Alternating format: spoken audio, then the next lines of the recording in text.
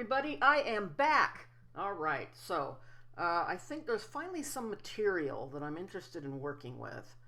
Um, so this is going to be two different things, two different themes, kind of tied together. The first part of this is her. Here we have Daisy. She's running for city council. Let's set that up. I have no interest in this. It's just another shenanigan. But, she's always got to have some project to work on. The endless stream of things that enormous amount of energy and time are put towards with not a lot of payoff at the end.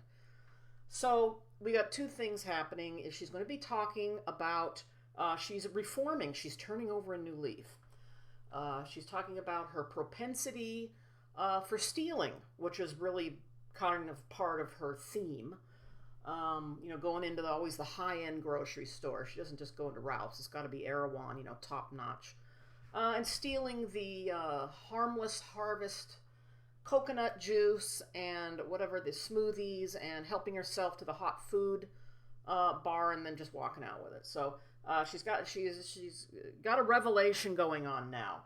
And we're going to see if she's going to be able to stick to it. The second thing is, and the thing that interests me the most, is that she's got a new guy. There's a new man in town, folks. It's been a while, hasn't it? It doesn't seem like there's been anything solid since Big Ben. And I'm going to dig into this a little bit because we do have some footage here of them. This guy can barely keep his hands off of her, I'm telling you. He knows nothing about her either. I mean, zero. He's coming in right fresh, all bushy-eyed and bushy-tailed, bug-eyed and bushy-tailed. This is a stage where it's like, oh my God, I can't believe I met you. We're on the same wavelength. We want the same things, and it's like, dude, you don't even know. Anyway, we're gonna see that. We're gonna witness some of that footage as well, and I'm going to be commenting on some stuff as well. So I guess we can just go ahead and dive right into it here. Let's begin. All right. So for this first little segment, I'm just going to be jumping around a little bit here. We're not going to sit and listen to the whole thing. But here she is. Okay, the main point here is that she's discussing that she suddenly now doesn't want to steal anymore. And that was kind of one of her hallmarks. Stealing the food and all the other stuff, makeup, running off with a bag of expensive hamburgers, just snatching them up at a hamburger place and running out the door, and they chased her, and then the bag tore open and it spilled all over, and it was just, she was laughing and thought it was very funny. But she's claiming that she's reformed. So let's listen in here. And basic principles, like we are all meant to thrive. There is no such thing as deserve. And I began to see stealing as something that doesn't exist. It was a social construct that's not real. And just like I didn't learn proper socializing before, that I'm still learning proper socializing. I may have learned wrong socializing. I don't know. So what happened was I stole this juice at Erewhon, and I put it in the thing after drinking it, and then the worker comes over and hands it to me. And I looked at him and I smiled and I said, "Thank you." And I nodded and I smiled and I walked over to the register and paid for it. Look at the way she says it, like it's like a 5-year-old. I paid for it. She's real proud of herself. Although I suppose for her this is a big moment. So is this really what happened? She is known for, and I've done a video on her because she'll film herself just walking in, and she's kind of fixated on the harmless harvest coconut juice, and that'll be the target. She'll sometimes just walk right in and take it, because here in California we don't stop anybody. You can go ahead and grab what you want, because the store employees are told not to pursue people. That is the truth, because if something happens and they get hurt, they could sue the store. So the road's wide open for shoplifting. But she is saying that basically on one of her little trips, all it took suddenly, after years of this behavior, was somebody picking the bottle up and handing it to her, and it was like suddenly there was accountability. There's this gesture of accountability right in front of her, and now, I went up there and I paid for it. I'm like, did ya? So, all right, I don't know. She seems to have been reformed like immediately. That's a little hard to believe, but let's press on here a little bit. And I felt shame and regret, and I was like, what is this? Like before I felt self-righteous, I felt right, but it was adrenaline based. It didn't feel good. Like this feels more real and more vulnerable. I think that stealing is not within my values. See, this is wild. Stealing is not within my values, but you've been doing it for years. So how do you switch again? How do you switch that fast? Um, look, I know there are people who have addictions or whatever, and it's like one day they suddenly stop, and maybe that's the way you need to do things, the cold turkey way. But to just say that it's not in my value system, like just immediately, it's a little hard to believe that a transition has been made. But I don't know. I find that I need a lot less than I did, and that I can actually live off of what I get, and I can get free groceries, free everything else, and that my general relief's enough, and that if it's not, that I can hear no, and I can just go without my needs. Hang on a minute. Go without your needs. She's got a free apartment at the beach. I mean, that just stop there. She's going without her needs. When, like I said, she's a half-filled cup permanently and chronically. What more do you need? You've got men that will provide you all the electronic devices you need. And when you lose one, which you did recently, it'll get replaced immediately. You have a full barista setup in your free beach apartment, with turmeric lattes that you can make, free medical care, a little bit of an allowance for food. Yeah, she's got at least 320 something for food, the maximum because she has zero income. Um, I guess phone service and people to drive her around. You got somebody who's supplying. I'm sure she can get pot whenever she wants. Okay, so we've covered everything. We've covered health care, an apartment that most people work very hard for to attain and maintain with the rent, food, a little bit of cash, new cell phone, tons of clothes, by the way. I mean, you've seen her apartment. She's wearing a new outfit all the time. Uh, Her eye makeup is tattooed on regularly and everything. What do you mean you're not getting your needs met? You fucking idiot. Shut up. What are you talking about? So deprived. You know? I don't know. She was mentioning at the beginning of this that she, was raised by nannies and just had to ask for something and she would get it. And, she may be right that she's got a really warped. What are you talking about, man? Basically, you can do nothing. You can contribute and do nothing. And contribute zero taxes and refuse to work and have this complete, probably cost $4,000 or $5,000 anybody else to maintain this kind of lifestyle. Oh, And that sometimes I'll meet my needs within the trust in the universe, my community, interdependent relationships. I can meet my needs in other ways besides market economy. Need and let me add, free therapy, free therapists, which is what I stand for. And I realize like what do I think about stealing? So here's what I think about stealing. I believe that when you are constantly hearing no to your basic needs, and it could just shut up. See, this is why I'm so tired of her. I'm sick of this shit. Yet, I still feel like I should make a video once in a while on her. What do you mean your basic needs? You're not living in a car. There are people who actually work who are living in their cars. What are you talking about? Plastic surgery, tattooed makeup, highlights in your hair, tattoos, frivolous stuff, and everything else. I don't know. I guess coconut juice, is that what's missing? I'm sure somebody can buy her some of that. could even be having someone understand you, having someone give you There are endless people that listen to you all frickin' day long, man. You record it. She's got her phone going when she's talking and talking and talking, and her yes man somewhere, the mystery yes man. I'm gonna pull that up right now. You can hear him going, yeah, that's right. And here he is. This is like, remember this guy? Remember the CIA agent who's waiting there? yelling and screaming.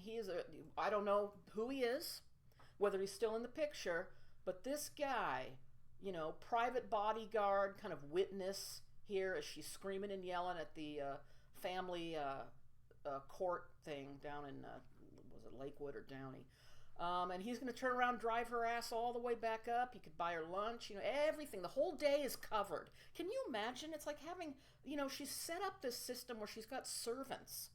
Her friends are nothing but servants. These guys that hope, they could get a little action with her. It ain't never going to happen. None of these guys are getting their dick wet. They're doing shit like that. I guess John did, but these kind of guys are not. He's goes home at night after dropping her off, and he goes and opens his bag of Doritos and cracks open the Coke or Mountain Dew, and every day's the same. And then he'll turn around, pick her up, and she'll be babbling in his car all the way to some other bullshit place that he's gonna take her. You're not getting basic needs. It's not within my values to steal. And I needed to go through this period of stealing and taking stuff pretty unapologetically right in people's faces, just putting it in my bag, and because it's groceries, right? I should be able to eat my food. It's not your groceries. It belongs to the store, but I wonder if somebody has talked her out of it, like that she's got maybe a bug in her ear or something, or whether this really was a moment where she was kind of caught at the store and thought, I've had enough of it. And we're not going to do it anymore. I don't know. All right, so the next thing is we are going to meet the new man in her life. Oh boy, I've been waiting for this for a while. This is where things always get interesting for me. I didn't find Lorenzo, I didn't find him interesting at all. I was a big fat bore. The wedding ceremony was kind of funny. But he was just a lump that was passing through. He was not an interesting person, but there's something about what we're going to watch here coming up, because we're going to see him and her kind of together, that really is, it's why I do these videos, I guess. I could smell his musk. Hey, look, those are giant mussel trails. There he is. Gotta help me grab him. Here's giant. Grab the pet. He's here. The hunk hunt. Successful. You guys, this is Ryan. He's a prime USDA level 10 grade mussel hunk.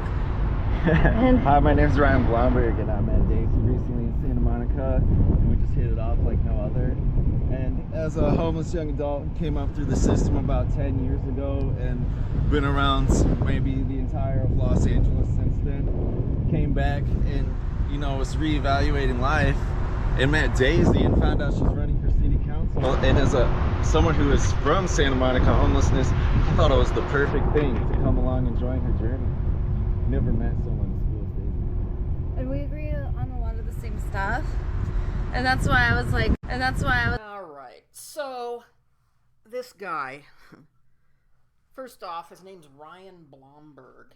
And it sounds like, he was down and out, okay? He had some problems, was homeless, and he got himself out of it. So, I'm not making fun of it. I admire people who can turn their lives around, like, in a genuine way, and are looking to make things better. The thing is, he knows nothing about her. He doesn't know anything about what. Probably doesn't matter. This guy has got his hands all on him. He is ready. You know what I'm saying? He's very excited to be around her, to have met her. This is a total limerence stage here. She's all fired up and excited. She's got everything is very objectified. Her hunk. She can smell his musk, by the way. It's, anyway.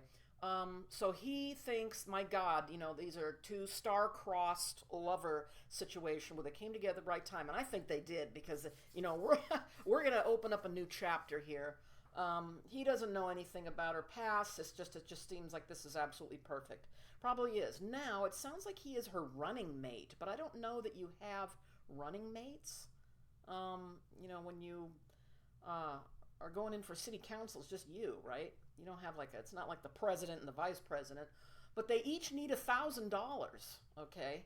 It's going to cost $2,000 to get these guys on the ballot, which still doesn't make sense to me. But anyway, she's raised $50 so far. So that she's, they're off to a rousing start. All right, so there's just a few things I want to point out here. Let's move forward. I know right away if I'm stupid. Yeah, we're gonna get married, so he'll be my primary partner, and that's my 15th husband. And I don't believe in breaking up. I have thousands of boyfriends because I'm dating the whole Santa Monica and Venice Beach Police Department, the Pacific Division in Santa Monica. They're all my boyfriends. See that face he's making? He ain't happy about that. Whether she's joking or not about having thousands of boyfriends, dating the entire police department, there's already something going on. I don't think he fully believes her or thinks she's joking or what, but he's starting to get a little bit of a peek into that insanity. Looking under the carpet and seeing, what's really crawling around under there. Guy, you better watch it. Watch out! Aren't you scared? Because Daisy is not like other women, and she doesn't think the same way.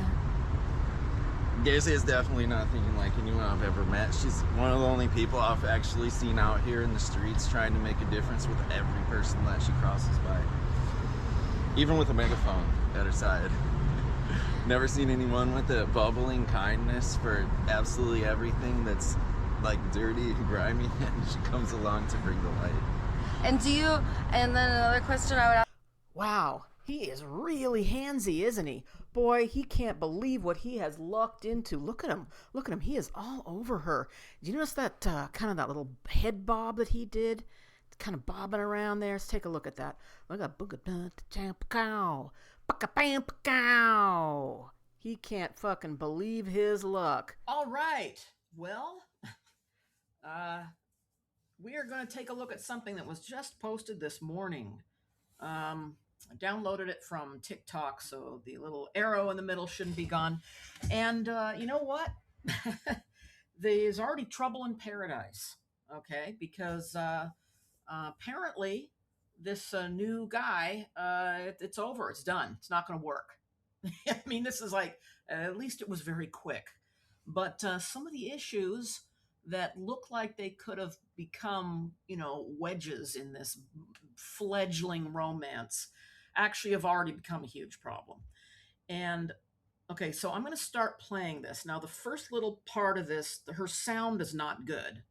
I'm going to try to enhance that as much as possible. Should be maybe 45 seconds of it, and then it becomes regular sound. But it's important to listen to this because this is the crux of the problem.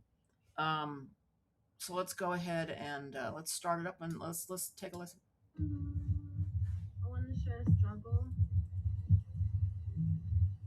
Over the past 5 days, I've been hanging out with a new primary partner.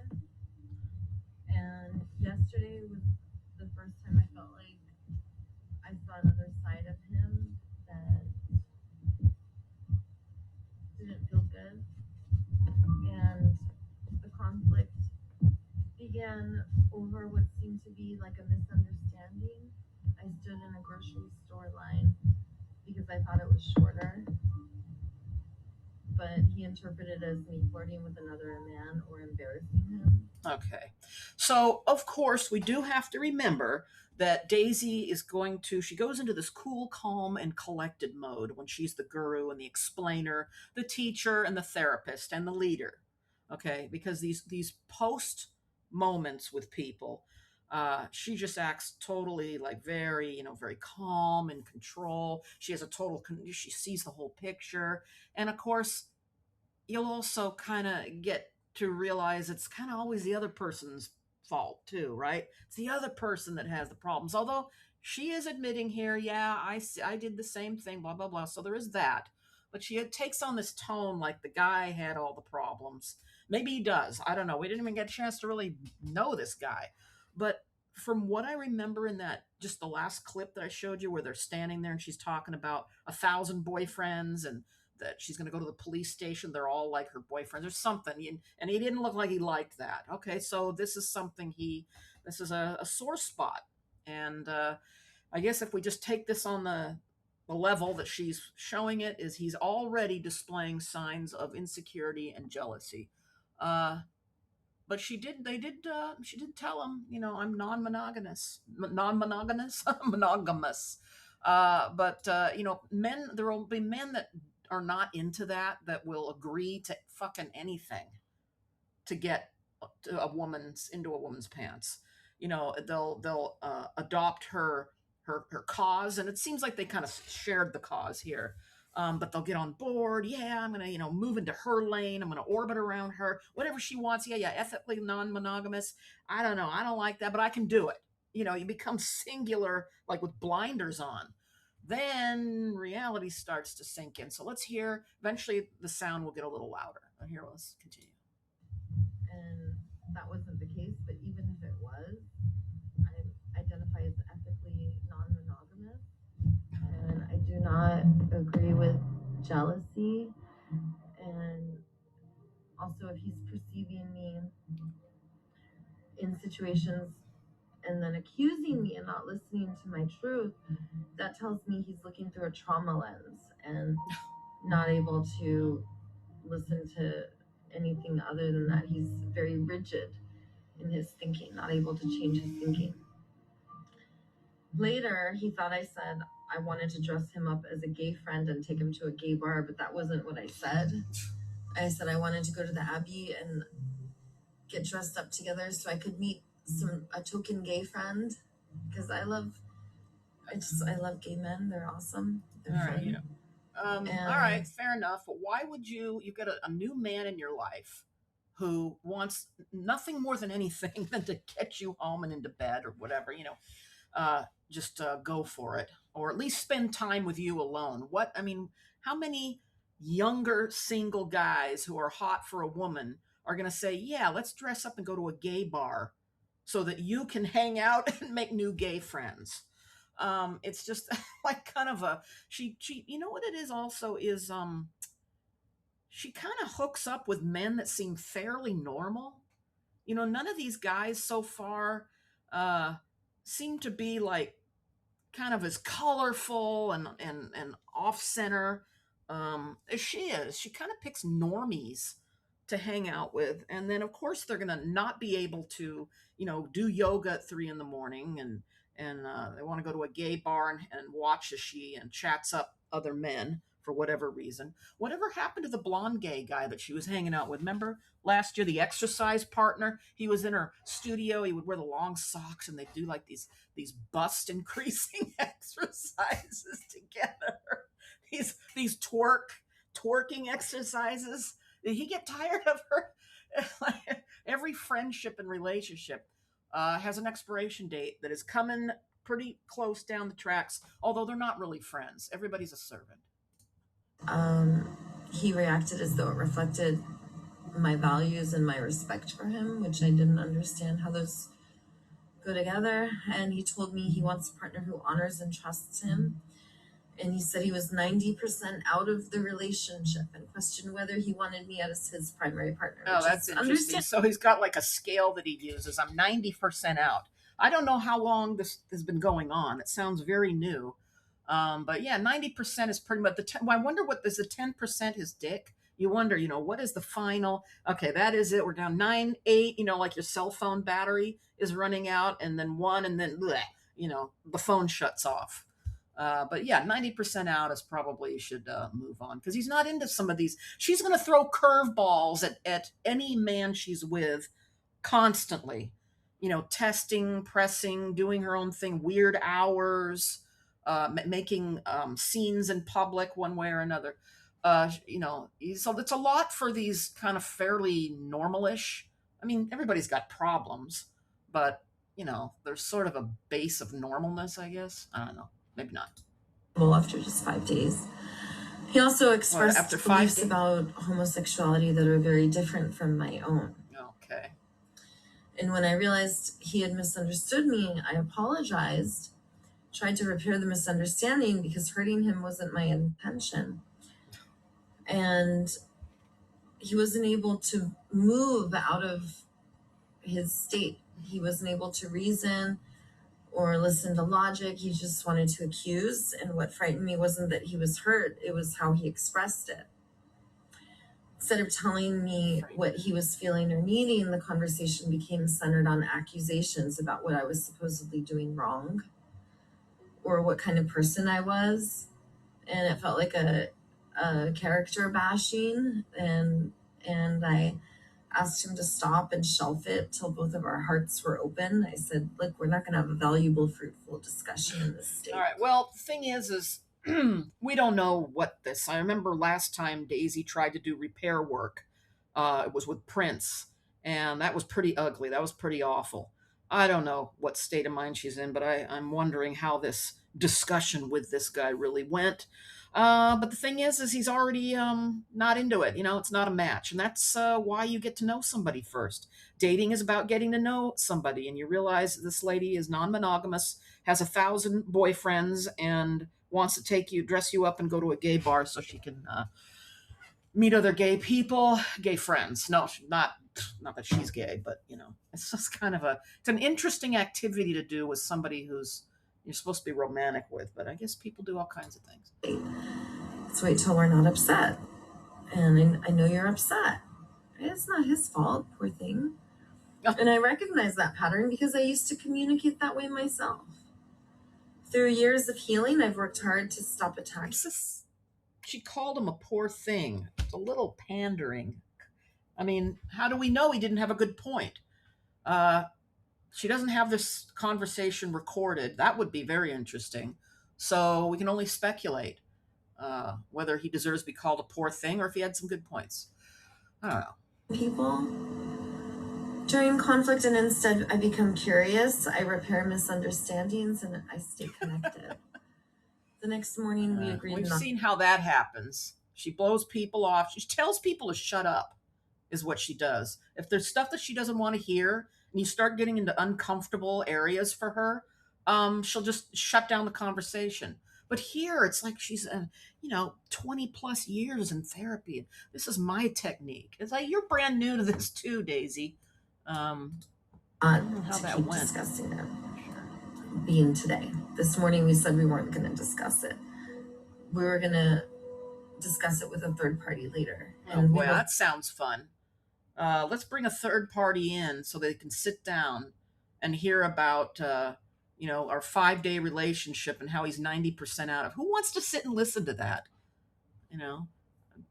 I guess not. It's the same group therapy on Wednesday. We can find somebody. We plan to do yoga together this morning. Wait, therapy and yoga? Okay, so she gets into stuff that's like really intense so quickly. And I've mentioned that before, come to think of it. It's like you meet somebody, immediately we got to start therapy, and everything's got to be this hard, heavy, deep. We got to cry. We got to cry buckets of tears, y'all. And I was like, maybe we should just, grab some pizza and walk at the beach, or go to a gay bar and meet some gay friends. All right, so I'm going to end things here. The video just goes on for another 14 minutes, babbling its way into, the ether. We don't need to listen to any more of it. This is something that I want to say is she's running for city council. Okay, she wants to be a public figure in a bigger way than just somebody running around at the beach, skateboarding around, yelling, and burning up their life. She wants to run for a position that's going to require decorum, professionalism, and a sense of trust. And here she is, basically making a video and telling the whole world about this guy's problems. It's just openly here, let me tell you everything about this guy, what he's insecure about. He's got a problem, going to gay bars or whatever. And it's just, would you want to vote for somebody who just openly, like, if somebody's going to research you, well, you just see this video. It's like kind of criminals that implicate themselves because they can't help recording videos of things that they're proud of, but it is stuff that ruins them. All the stuff of her stealing and some of those videos of Prince, just the way she treated him. and snapping at John too. But anyway, that's it. This is our potential. Look, watch closely, folks, because this is your potential representative here down in Santa Monica. And she just spent 15 minutes kind of trashing somebody, really very one-sided about what may have happened in that conversation with him. But you know what? Good. Within one video here, we've gone from bloom romance to he's 90% out. 90%. So that's it. That was quick. I guess he's off the ticket, huh, folks? Darn it. I thought they were the perfect pair. So that's it. I hope you liked it. Hope you liked this video. And we'll see. I guess she's going to be on her own from now on. The thing is, look, quite frankly, in those previous videos, she's talking about having 1,000 boyfriends and going to the police and kind of flirting with everybody. We're going to flounce our hair and everything. And you could tell he was uncomfortable. So I don't know that he was really out of bounds, but I want to look at this picture. Look at this great picture. Suddenly this picture here, it reminded me of something. What it reminded me? Remember Madam? Remember that puppet? Waylon Flowers, the guy that had this Madam puppet on solid gold. He'd be like the comedy. She was and she had her own TV show in the 80s too. Madam's Place, I think is what it was called. I don't know. It just comes to mind. I'm not sure why. What do you think? Madam was great, by the way. I love Madam. I should revive her. All right. No offense to Madam for comparing her to Daisy. I guess that's it for now. I hope you like this, and thank you for watching and listening, and I'll talk to you soon. Bye.